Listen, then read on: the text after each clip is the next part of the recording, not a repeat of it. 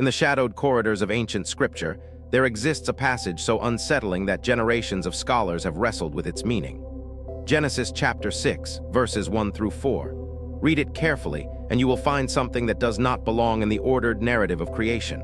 Something that speaks of boundaries crossed, of divine beings descending, of unions that should never have occurred. When human beings began to increase in number on the earth and daughters were born to them, the sons of God saw that the daughters of humans were beautiful, and they married any of them they chose. The Nephilim were on the earth in those days, and also afterward, when the sons of God went to the daughters of humans and had children by them. They were the heroes of old, men of renown. 4 verses. That is all the canonical Bible offers about one of the most catastrophic events in the history of creation. 4 verses to describe what early Jewish and Christian writers understood as an angelic rebellion so profound, so corrupting, that it would necessitate the destruction of nearly all life on earth through the Great Flood. But there exists another text, one that was treasured by the earliest Christians, quoted by the apostles themselves, yet eventually excluded from most biblical canons. This is the book of Enoch, and within its pages lies the full, terrifying account of what transpired before the waters rose. The Book of Enoch is not a creation of medieval mystics or modern speculation. Fragments of this ancient text were discovered among the Dead Sea Scrolls at Qumran, proving its existence in the centuries before Christ. The Ethiopian Orthodox Church has never removed it from their biblical canon, preserving it in their liturgical language of Ge'ez. Early church fathers including Tertullian, Origen, and Irenaeus regarded it as authentic scripture. The Epistle of Jude, canonical in every Christian Bible, quotes directly from the Book of Enoch, acknowledging Enoch's prophecy of divine judgment. This was not fringe literature. This was foundational to how Second Temple Judaism and early Christianity understood the origin of evil, the nature of spiritual warfare, and why God would send flood to cleanse creation. According to the Book of Enoch, God appointed a class of angels known as the Watchers. The very name speaks to their purpose. They were to watch over humanity, to observe without interfering, to remain separate from the mortal realm they oversaw. These were not minor spiritual beings, but powerful angels with access to the secrets of heaven, beings who had stood in the presence of the Most High and learned the hidden workings of creation itself. But something went catastrophically wrong. The text tells us that in the days of Jard, the father of Enoch, 200 of these watchers made a decision that would alter the course of human history. They looked down from their celestial posts and saw the daughters of men, and they desired them. This was not mere appreciation of beauty. This was lust, coveting, a determination to possess what had been forbidden. Leader among them, an angel named Samjaza, understood the gravity of what they contemplated. He gathered the others and said, "I fear you will not agree to do this deed, and I alone shall have to pay the penalty of a great sin."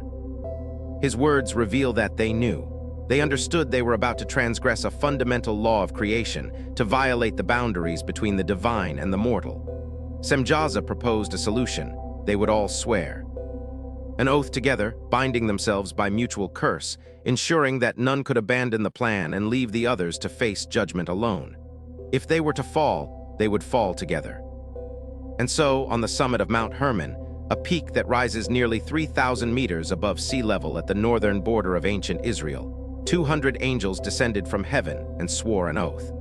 The very name Hermon is derived from the Hebrew word for curse or devoted thing, commemorating the covenant these angels made.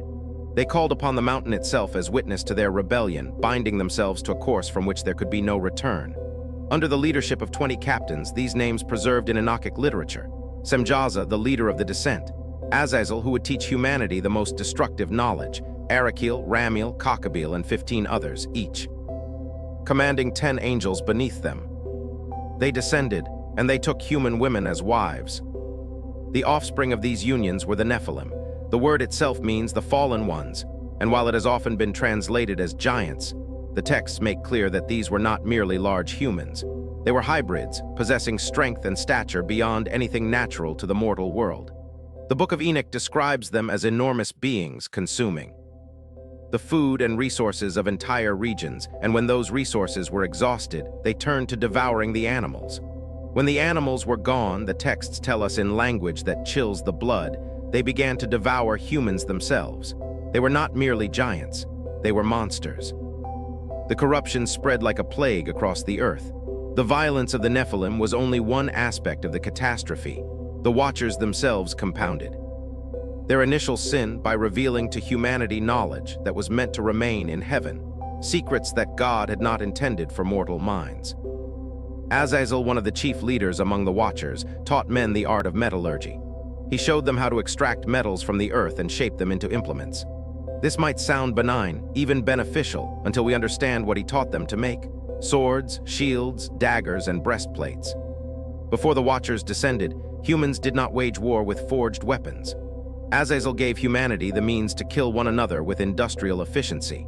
He also taught the arts of adornment, showing them how to craft jewelry and ornaments, how to use antimony to beautify the eyes, how to work with precious stones and create dyes. The early Christian fathers understood this as the origin of vanity and seduction, arts designed to inflame lust and pride. Samjaza, the leader of the Watchers, taught enchantments and the cutting of roots, what we might understand as pharmacology and sorcery. This was knowledge of herbs and plants, of potions and spells, the manipulation of the natural world through hidden means. Hermon taught how to break or resolve enchantments, the counterspells to what Samjaza had revealed. Barakijal taught astrology, not as simple observation of the stars, but as a means of divination, attempting to discern fate and future through celestial movements. Kokkabil specialized in teaching about the constellations, their movements and meanings. Ezekiel revealed the signs of the clouds, what we might call meteorology entangled with augury. Erekil taught the signs of the earth, a form of geomancy or earth reading. Shamziel taught about the courses of the sun, and Sariel about the phases and movements of the moon. One Watcher named Penemu taught humanity the art of writing with ink and paper, along with what the text mysteriously calls the bitter and the sweet, and the secrets of wisdom. Writing itself was understood as a dangerous gift, for it allowed knowledge to be preserved and transmitted across generations in ways that oral tradition could not control or limit. Why was this knowledge forbidden? The Book of Enoch presents these teachings not as gifts that uplifted humanity, but as corruptions that led them away from God. The knowledge of warfare enabled mass violence. The cosmetic arts fed vanity and sexual immorality. The astronomical teachings led to divination and the worship of celestial bodies rather than the Creator. The pharmacological knowledge became twisted into sorcery and poisoning. Even writing, which seems purely beneficial, allowed the preservation and spreading of all these other forbidden arts. This was not progress. This was corruption, the revealing of secrets that humanity was not spiritually mature enough to handle, knowledge that would be misused for destruction rather than creation. The early Christian writer Irenaeus looked at this list and saw the origin of witchcraft, idolatry, and every practice that drew humans away from proper worship of God. The Book of Enoch itself describes the result. And there was great godlessness upon the earth, and they made their ways corrupt. God's response was not immediate, but it was absolute. 4 archangels, Michael, Uriel, Raphael, and Gabriel, brought the cries of suffering humanity before the throne of the Most High. God then pronounced judgment. The Watchers would be bound in the depths of the earth until the final judgment.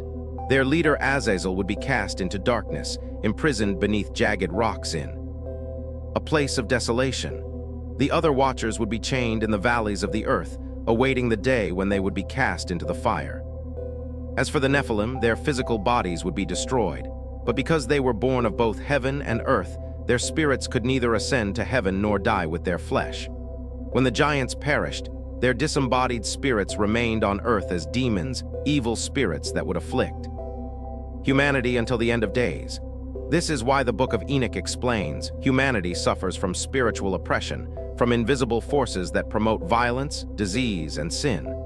The demons that plague humanity are the ghostly remnants of the Nephilim, forever separated from both heaven and true death. The Great Flood was not merely punishment for human wickedness. According to the Enochic tradition embraced by early Christianity, the flood was necessary to cleanse the earth of the Nephilim and to wash away the genetic and spiritual corruption that had spread through the world. When God told Noah to build an ark, he was preserving a remnant of pure humanity, a family line that had not been contaminated by the angelic transgression. The influence of this narrative on early Christianity cannot be overstated. When the Apostle Peter writes in his second epistle about God not sparing angels, When they sinned but casting them into chains of darkness, he is referencing this story. When Jude writes of angels who did not keep their positions of authority but abandoned their proper dwelling and are kept in eternal chains, he is explicitly invoking the Watcher tradition. Jesus himself, in the Gospel of Matthew, speaks of the days of Noah and how people were eating, drinking, and marrying, unaware of the coming judgment. In the region of Caesarea Philippi, at the very foothills of Mount Hermon where tradition says the Watchers descended, Jesus asks his disciples who they say he is, and Peter confesses him as the Christ. Some scholars see profound significance in this location. At the very site of angelic rebellion, the Son of Man is recognized, the one who would reverse what the Watchers had corrupted. The story of the Watchers and Nephilim also provided Second Temple Judaism, with an answer to one of theology's most difficult questions: why does evil persist? If God is good and created everything good, where does evil originate? The Watcher narrative offered an explanation that did not blame God or make evil an eternal principle. Evil entered through the free choice of angelic beings who rebelled, who crossed boundaries they were commanded to respect, who spread corruption through forbidden knowledge and unnatural offspring. Humanity was not inherently evil, but had been corrupted by external forces, by beings who should have guided them but instead destroyed them. This is why the early church took this narrative seriously. It was not about believing in a fanciful story of giant monsters. It was about understanding the cosmic dimensions of the spiritual war in which they found themselves engaged. It explained the presence and persistence of demonic forces. It clarified why knowledge divorced from divine wisdom could become destructive. It showed that boundaries exist for reasons, that there are limits meant to preserve the order of creation, and that crossing those boundaries, even with the best intentions or in the pursuit of knowledge, can unleash catastrophe. Today, as we stand at the intersection of unprecedented technological advancement and persistent moral questions, the story of the Watchers speaks with unexpected relevance. We live in an age where we can manipulate genetics, create artificial intelligence, and wield power that previous generations could only imagine. The question posed by the Watcher's narrative remains: is all knowledge beneficial, or are there secrets we are not meant to possess? Are there boundaries that should not be crossed, not because knowledge itself is evil, but because we lack the wisdom to wield it? The Watchers were not evil by nature. They were angels, created good, entrusted with holy responsibilities. But they allowed desire to corrupt duty, they prioritized their wants over their calling, and they shared knowledge without considering the consequences. Their story is a warning that echoes across millennia. Power without wisdom brings destruction, knowledge without righteousness breeds corruption and the crossing of sacred boundaries, no matter how appealing the promised reward, leads not to enlightenment but to darkness. If this exploration of the Watchers and the Nephilim has stirred something within you, challenged what you thought you knew about the origins of evil and the hidden history before the flood, then engage with it. Like this video if it has opened your eyes to these forbidden texts and their influence on early Christianity. Subscribe to this channel if you want to continue exploring the mysteries that mainstream theology often overlooks. And tell me in the comments, do you believe the story of the Watchers is literal history, symbolic truth, or something else entirely? Do the boundaries they crossed still exist, and are we in danger of crossing them ourselves? These are not merely academic questions. They touch on the very nature of knowledge, power, and the relationship between the divine and human realms. Let me know your thoughts, and until next time, may you walk in wisdom and remember that not all knowledge is meant for mortal minds.